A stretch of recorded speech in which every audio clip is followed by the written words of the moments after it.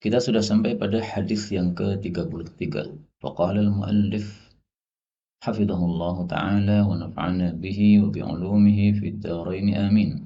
Wa an Abdullah bin Mas'ud radhiyallahu anhu 'anil Nabi sallallahu alaihi wasallam qala Man qala lailata Arafah, barang siapa yang mengucapkan di malam Arafah, yaitu malam tanggal 9 Dzulhijjah, hadhil 10 kalimatin, 10 kalimat berikut ini. Alfa marrah, dia baca 1000 kali. Kemarin kita membahas masalah wirid-wirid 100 kali, nah sekarang naik tingkatan 1000 kali. Lam yas'alillaha syai'an, tidaklah dia meminta kepada Allah sesuatu pun, illa a'tah, kecuali Allah pasti memberinya.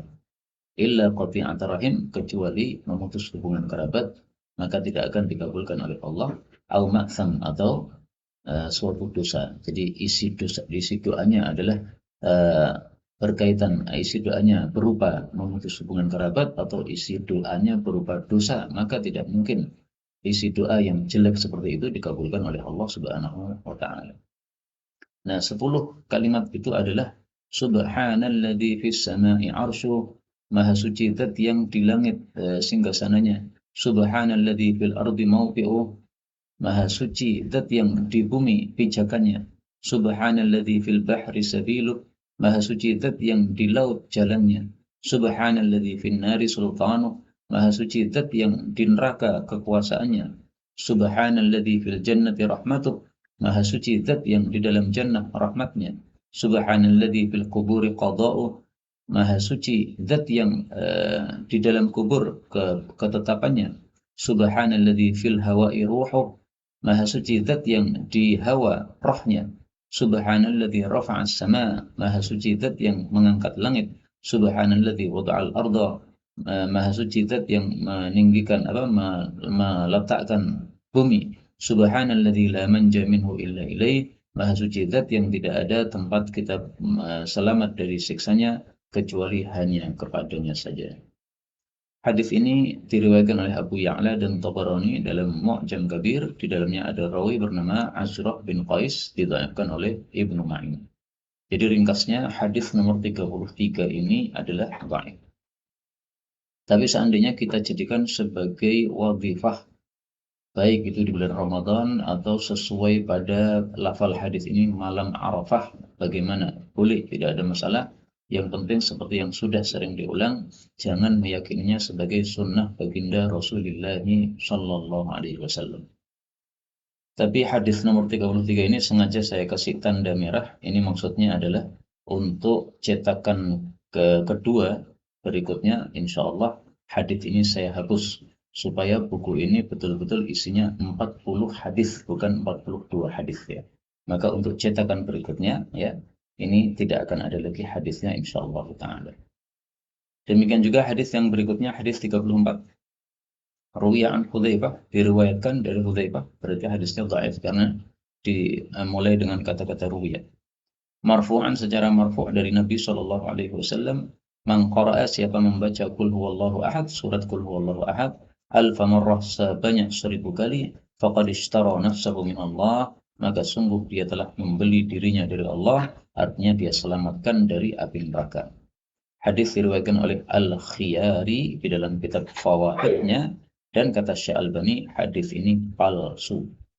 Nah, karena hadis ini palsu, maka juga pada cetakan berikutnya insya Allah saya hapus. Pertama, karena hadisnya palsu, sehingga supaya tidak ada dalam buku ini hadis yang palsu.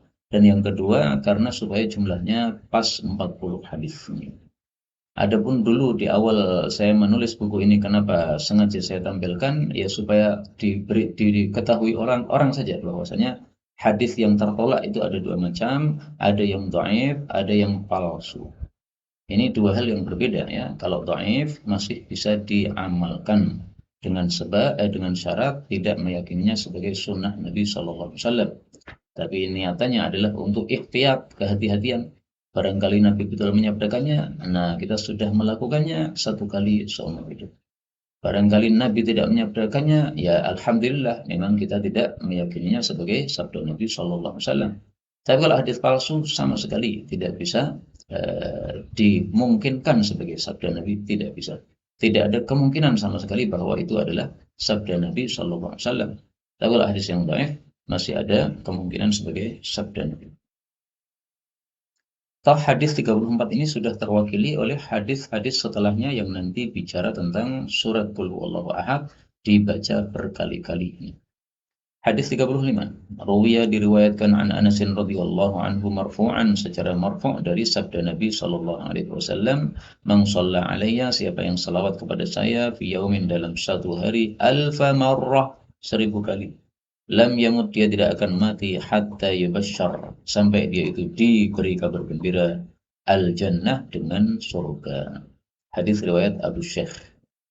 Nah, ini termasuk hadis yang dhaif, tapi karena fadilahnya yang sangat besar dan masih ada kemungkinan sebagai sabda Nabi SAW, maka bagus juga untuk kita amalkan dengan niatan ihtiyat tadi ya.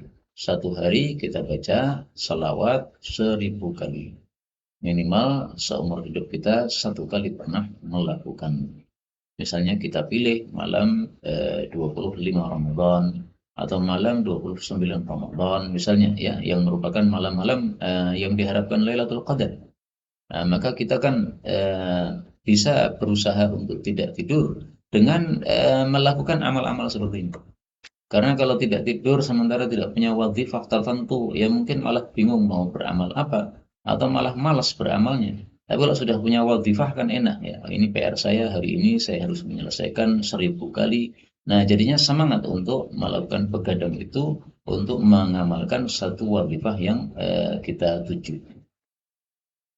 Hadis ini sudah terwakili oleh hadis-hadis tentang fadilah salawat. Memang kita disuruh oleh Nabi untuk perbanyak salawat.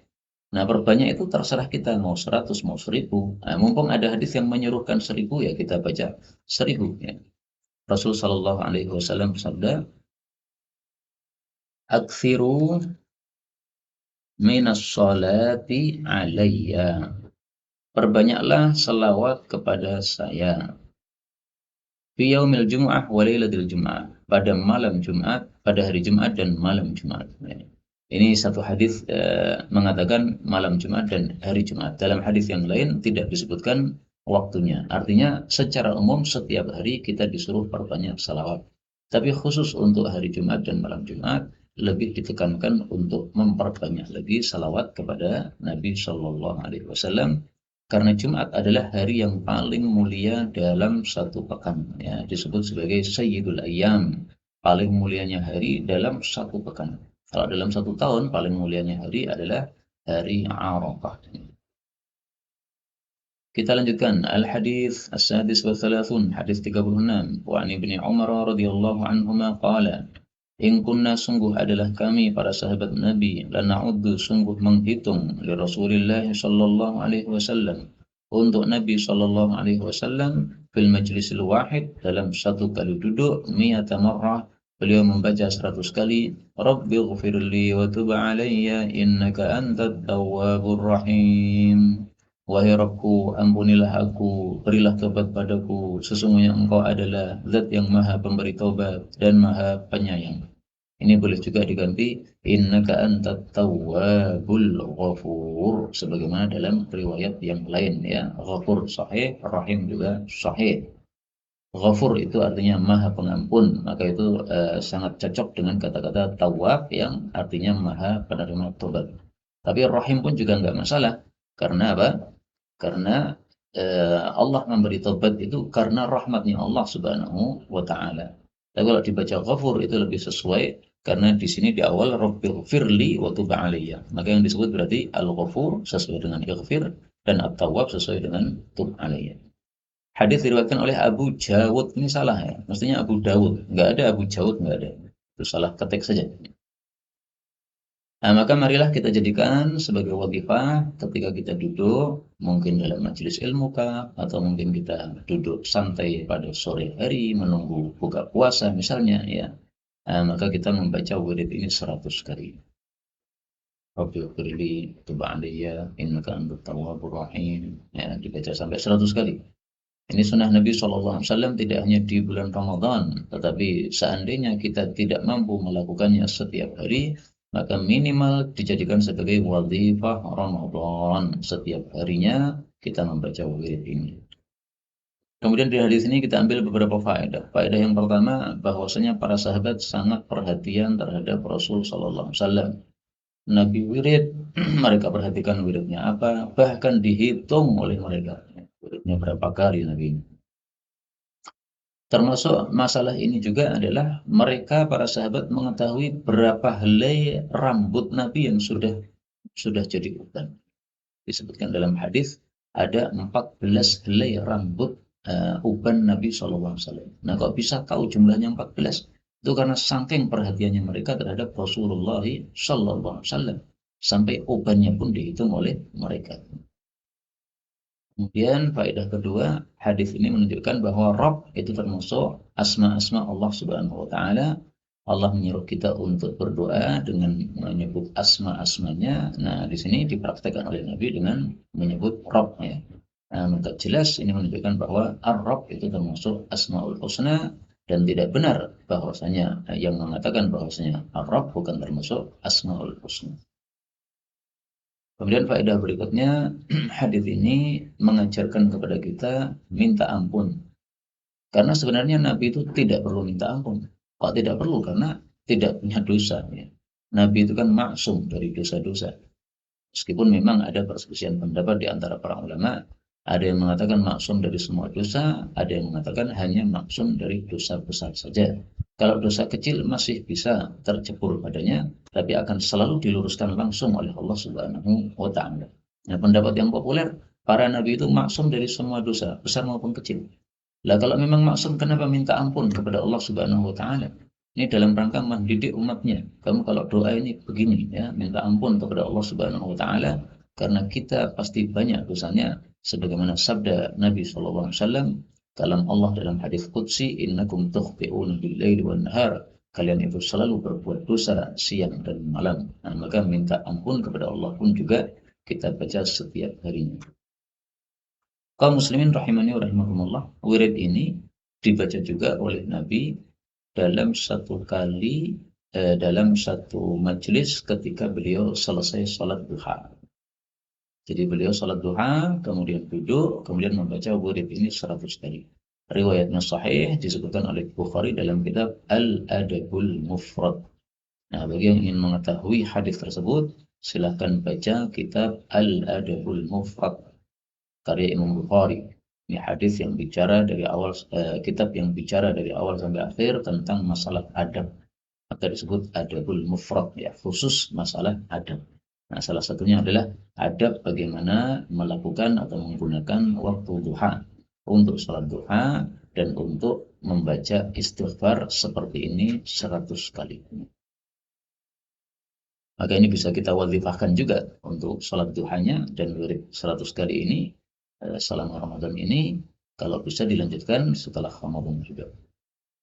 Hadis berikutnya, hadis 37, ruya diriwayatkan an Anas bin Malik dari Anas bin Malik radhiyallahu anhu anin Nabi sallallahu alaihi wasallam qala, man qara'a, siapa yang membaca kulla yaumin, setiap hari, mi'atai marrah, 200 kali surat qul huwallahu ahad, muhiya, pasti dihapus, anhu, darinya, dzunubu 50 sana, dosa 50 tahun.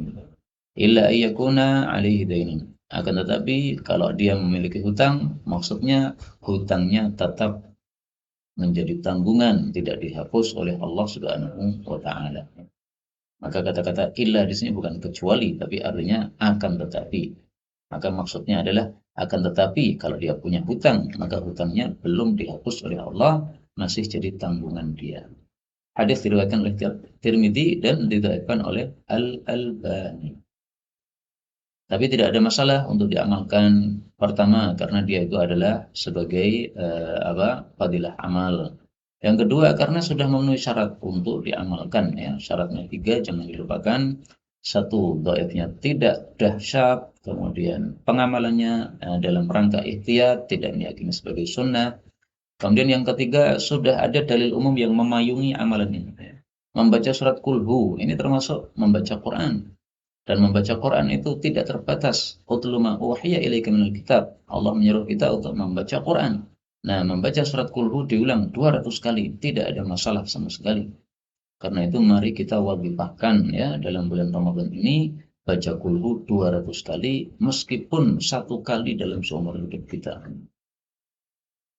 Hadis 38 Ruwiya an Anasin diriwayatkan dari Anas bin Malik anin Nabi sallallahu alaihi wasallam qala man arada an yanama ala firasyi barang siapa yang ingin untuk tidur di atas tempat tidurnya fanama ala yamini lalu dia tidur pada samping kanannya jadi miring kanan ya dan kemarin sudah dijelaskan tidak ada dalil menghadap ke arah kiblat pada saat tidur. Tsumma qara'a qul huwallahu ahad kemudian membaca surat qul mi'ata marrah 100 kali. Fa idza kana yaumul qiyamah maka apabila datang hari kiamat yaqulu lahu Rabb Allah mengatakan ini dalil yang lain bahwa Rabb adalah nama Allah ya abdi ya wahai hambaku udkhul ala yaminikal jannah masuklah dari arah kananmu ke dalam jannahnya Allah Subhanahu wa taala. Nah, arah kanan itu biasanya untuk memuliakan dan menghormati ya. Sebagaimana orang memberikan dengan tangan kanan. Nah, demikian juga di sini disuruh masuk dari arah kanannya itu berarti penghormatan khusus untuk dia. Meskipun masuk dari arah manapun dalam jannah ini adalah satu kemuliaan, tapi kalau dari arah kanannya maka ini lebih dimuliakan lagi. Hadis diriwayatkan oleh Tirmidzi dan dia mengatakan hadisnya qarib. Nah, kata-kata gharib dari Imam Tirmidzi dalam kitab sunannya itu maksudnya adalah hadisnya dhaif. Tapi karena sudah terpayungi oleh hadis yang dalil umum yang sahih, maka silahkan diamalkan. Yaitu sebelum kita tidur, kita bisa perbanyak membaca surat Qul sampai 100 kali. Ternyata belum sampai 100 sudah ngantuk dan tertidur ya alhamdulillah. Niyatul mu'min khairun min amali. Niatnya orang beriman itu lebih baik daripada amalnya. Artinya sudah dihitung oleh Allah Subhanahu wa taala. Kita niat baca 100, sebelum baca 100 ternyata sudah terlelap tidur ya. Alhamdulillah dapat sedekah dari Allah Subhanahu wa taala, pahala sudah sempurna karena sudah diniatkan. Hadis 39. Ruya diriwayatkan. Nah, ini akhir-akhir memang hadisnya dhaif ya. Tidak ada masalah karena memang tujuannya supaya genap hadis yang terkumpul dalam kitab ini 40 hadis dan supaya kita mengamalkan amalan-amalan yang dahsyat dan memang amalan-amalan dahsyat itu biasanya dalam hadis-hadis yang dhaif dan tidak ada masalah untuk kita lakukan dengan memenuhi syarat-syaratnya sebagaimana sudah dijelaskan. Hadis 39 Ruwiya an Ibnu Dailami wa huwa ibnu ukhtin Najasyi. Diriwayatkan dari putranya Dailami, dia adalah anaknya saudarinya Raja Najasyi. Najasyi Raja Ethiopia, yaitu yang bernama Ashamah An-Najasyi. Waqad khadama an-nabiy sallallahu alaihi wasallam dan dia telah menjadi khatimnya Nabi, pelayannya Nabi seperti Anas bin Malik. Qala Rasulullah sallallahu alaihi wasallam man qara'a qul huwallahu ahad siapa yang membaca surat Al-Ikhlas 100 marrah 100 kali fi sholati aw ghairiha baik di dalam salat maupun di luar salat kataballahu lahu bara'atan minan nar Allah catat baginya selamat dari api neraka. Hadis riwayat Tabarani dan di dalamnya ada rawi bernama Muhammad bin Qudamah Al-Jauhari, dia perawi yang dhaif. Meskipun dhaif, kita ingat hadis yang kemarin lalu-lalu sudah pernah kita baca, yaitu fadilah sholat tahajud membaca 100 ayat. Masih ingat ya? Dia dicatat oleh Allah mendapatkan pahala sholat semalam subuh. Nah, kalau kita terapkan hadis ini, pasti dapat itu 100 ayat. Karena surat Al-Ikhlas isinya 4 ayat. Kalau kita ulangi 25 kali, 25 kali 4 sudah 100 ayat. Nah, apalagi kita bacanya 100 kali. Nah, itu berarti sudah memenuhi target kita. Nah, kalau kita ingin naik lagi, ya hadis yang berikutnya mengatakan membaca 1000 ayat dalam sholat tahajud. Maka fadilahnya dia tercatat sebagai muqantir, yaitu orang-orang yang pahalanya tidak bisa dihitung saking banyaknya. Nah, maka bisa kita tingkatkan.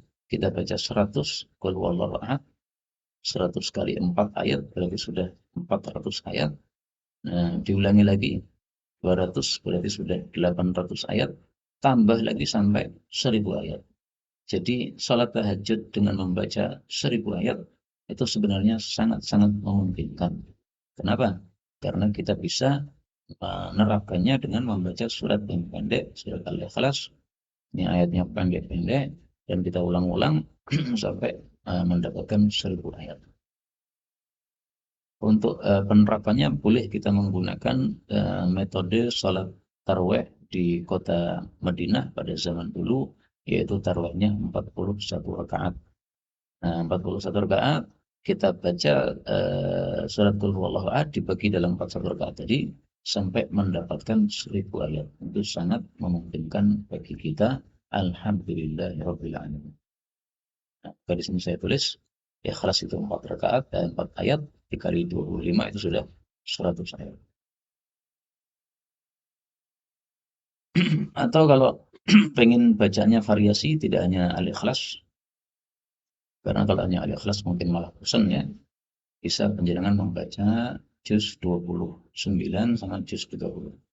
Pernah saya hitung 2 juz ini kalau kita gabungkan, yaitu kita baca dalam satu malam, dalam salat malam, maka itu sudah memenuhi target 1000 ayat atau hampir memenuhi target 1000 ayat. Nah, nanti dihitung lagi aja. Saya udah lupa.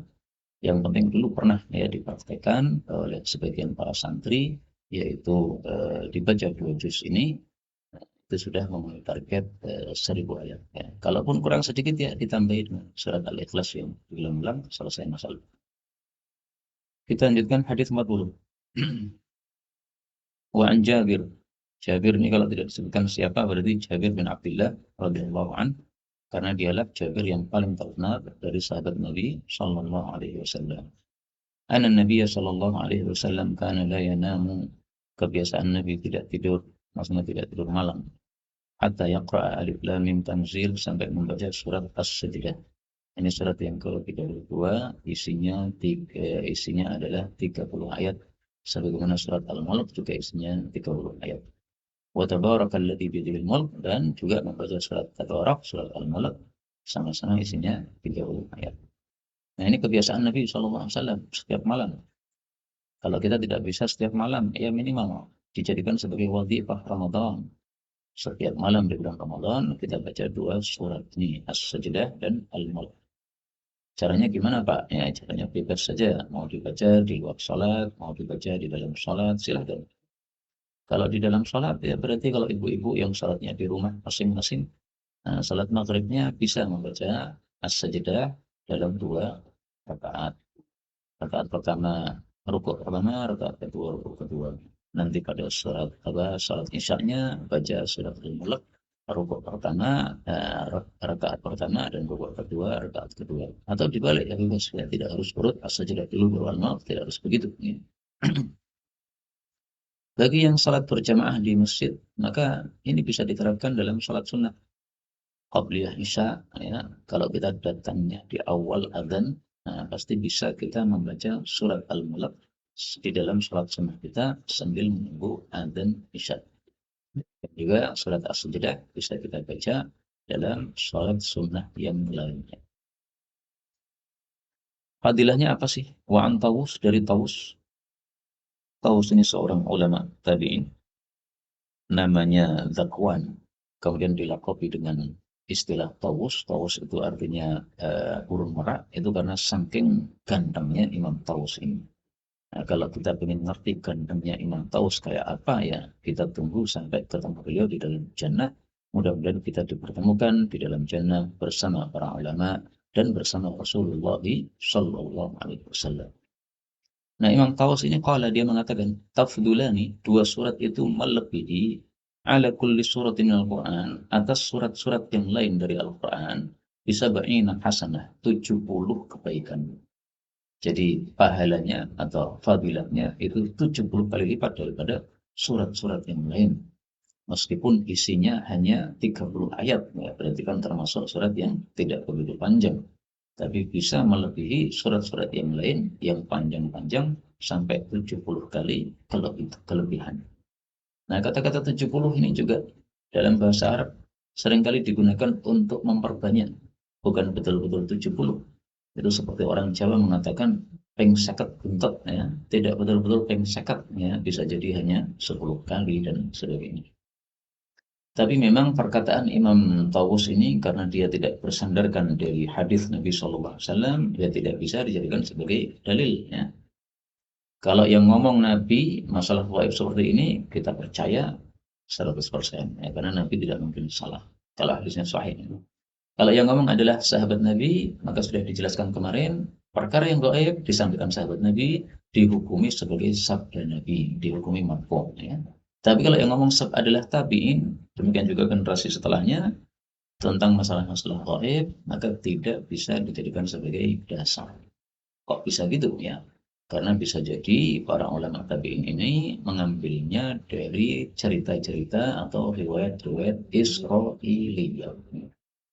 Karena itulah para sahabat Nabi yang terkenal sebagai perawi hadis-hadis Israiliyat itu pun juga sama, tidak bisa dijadikan hujjah kalau dia ngomong masalah-masalah gaib. Jadi tidak semua sahabat ya. Ibnu Abbas misalnya yang terkenal banyak meriwayatkan dari Israiliyat, kemudian juga Abdullah bin Amr bin As yang banyak meriwayatkan dari Israiliyat, ya cerita-cerita dari Bani Israel.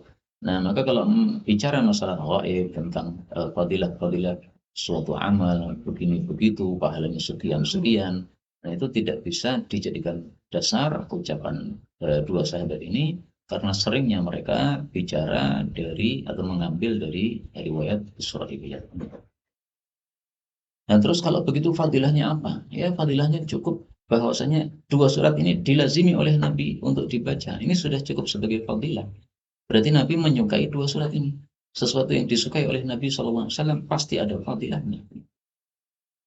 Tapi memang untuk surat Al-Mulk ini ada fadilah yang lebih spesifik ya. Rasul bersabda, surat Tabarak, surat Al-Mulk itu hiyal mani'ah min adzabil qabr. Itu mencegah dari siksa kubur. Hadis riwayat Ibnu Matuyah derajatnya sahih.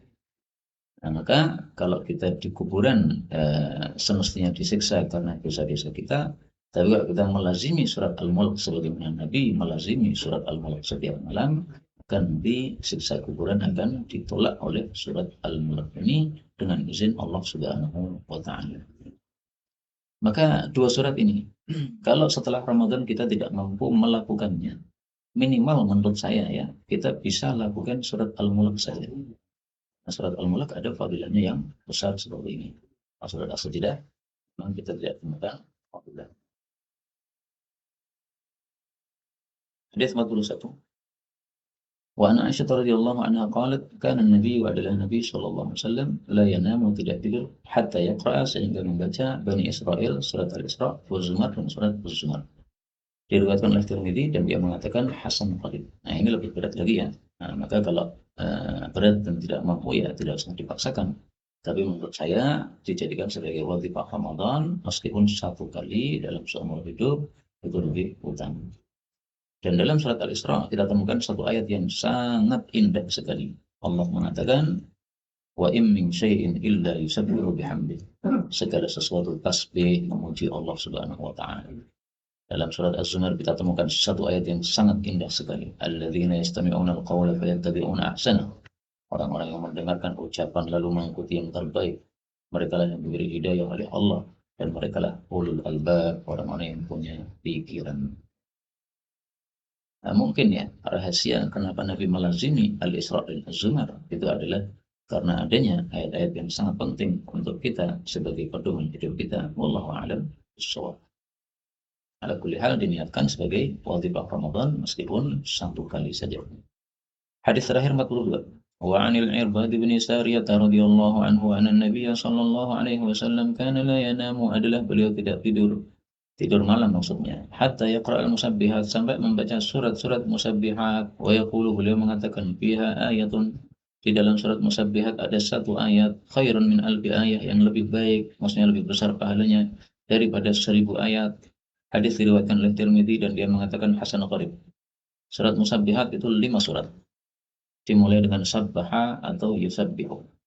Al-Hadid, Al-Hasyr, As-Saff, Al-Jumu'ah, Taghabun.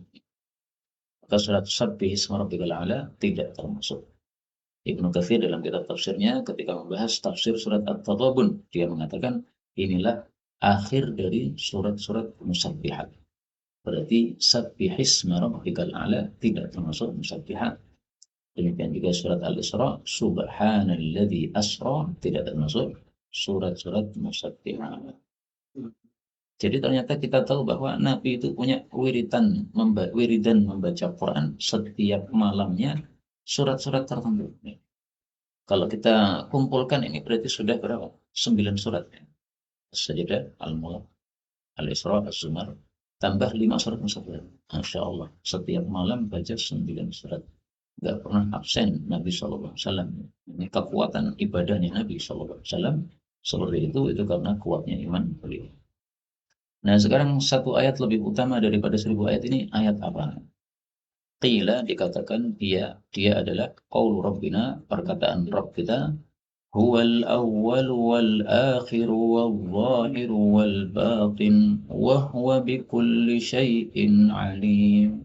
Nanti dilihat pada surat Al-Hadid ayat yang ketiga ya.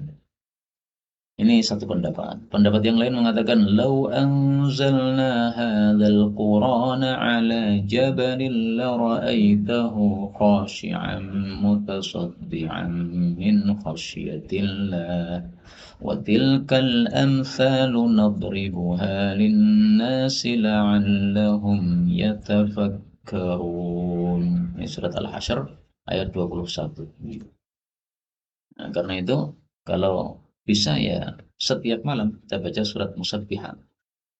Kalau tidak bisa karena ini ya cukup banyak ini surat, maka minimal satu Anda amalkan di bulan Ramadan. Ya.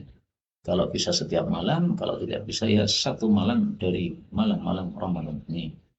Kedua, minimal dilakukan 2 ayat ini saja. Ya. Jadi kita baca huwal awwal wal akhir dan kita baca lau anzalna.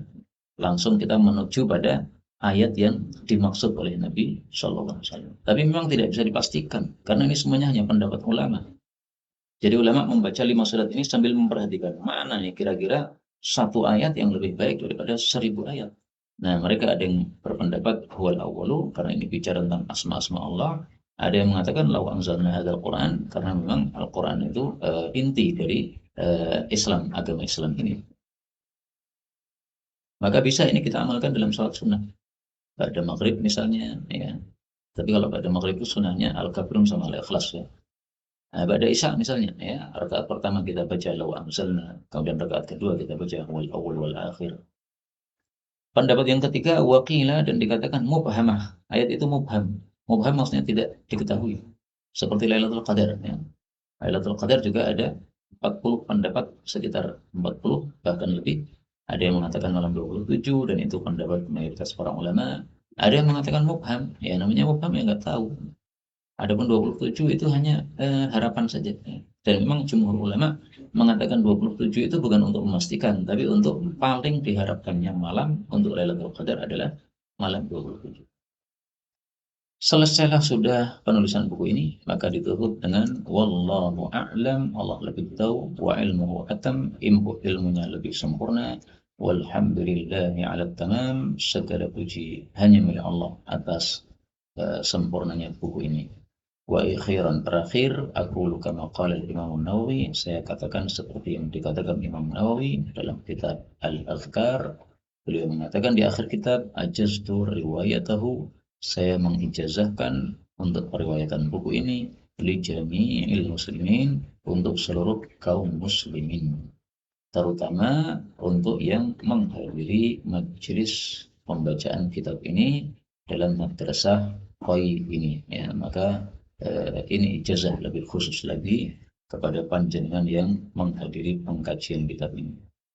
Wa kataba al-faqih al-arabi amalahullah bilutfihi al-khafi ama 1443 hijriyah atau Februari 2022 miladiyah. Jadi penulisan buku ini pada bulan lalu Februari tahun 22 ini. Sampai di sini sudah selesai pembacaan kitab Al-Qala'id Al-Marjaniyah. Mudah-mudahan Allah Subhanahu wa taala memberikan taufik kepada kita untuk mengamalkannya. Karena membaca kitab dan mempelajari ilmu tiada lain untuk diamalkan. Para ulama mengatakan ilmun bila amalin kasyajarin bila samarin. Ilmu tanpa diamalkan seperti pohon tanpa ada buahnya. Wallahu a'lam bishawab. Walhamdulillahi rabbil alamin. Kita buka sekarang pertanyaan-pertanyaannya. Yang pertama, untuk pelaksanaan sholat tasbih, bacaan surat Al-Fatihah dan surat pendek, serta baqiyatus sholihah, itu dijaharkan semuanya kalau jadi imam. Sholat tasbih ini dilakukan sendiri-sendiri, ya, tidak dilakukan dengan berjamaah. Jadi sama dengan sholat sunnah yang lain, sholat duha ya sendiri, sholat ba'diyah, qobliyah ya sendiri, ya tidak usah jamaah. Ada lagi pertanyaan? Tadi disampaikan syaitan lari ketika Al-Quran dibaca. Saya pernah mendengar karena syaitan juga nempel dalam cicak, sehingga apabila Al-Quran cicak juga pergi. Apa ini benar? Saya tidak mengetahui dalilnya sama sekali, ya. Dan ini termasuk perkara yang gaib, wajib ada dalil. Kalau orang mengatakan seperti itu tanpa dalil, maka tidak bisa diterima sama sekali. Kalau dia menyampaikan tanpa dalil, maka kita tanya dalilnya apa, ya. Kalau ada dalilnya, ya kita teliti dulu apakah dalilnya sahih ataukah tidak sahih. Kalau sahih dapat diterima, kalau tidak sahih tidak dapat diterima. Yang saya tahu tentang cicak adalah hadis riwayat Imam Bukhari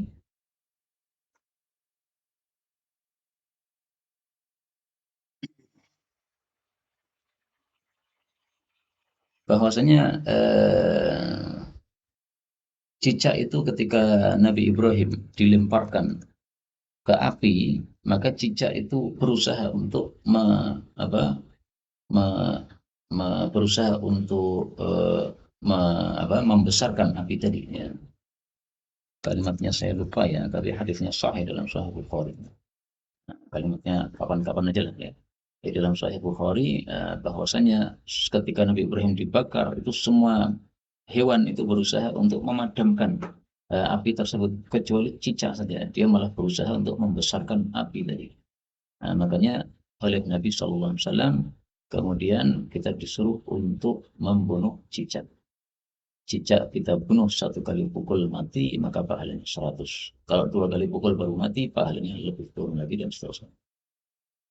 Baik, terakhir, apakah sholat taraweh dan sholat tahajud itu sama? Ya, ada sama, ada beda, ya.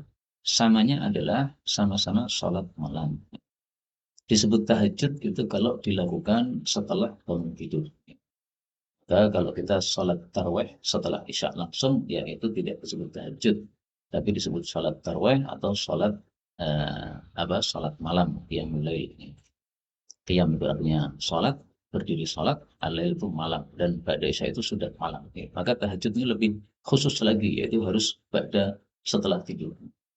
Adapun taraweh itu adalah sholat malam yang dilakukan secara berjamaah di bulan Ramadan. Taraweh dilakukan apa? Berjamaah di bulan Ramadan.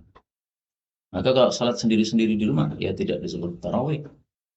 Karena taraweh itu disebut taraweh karena apa?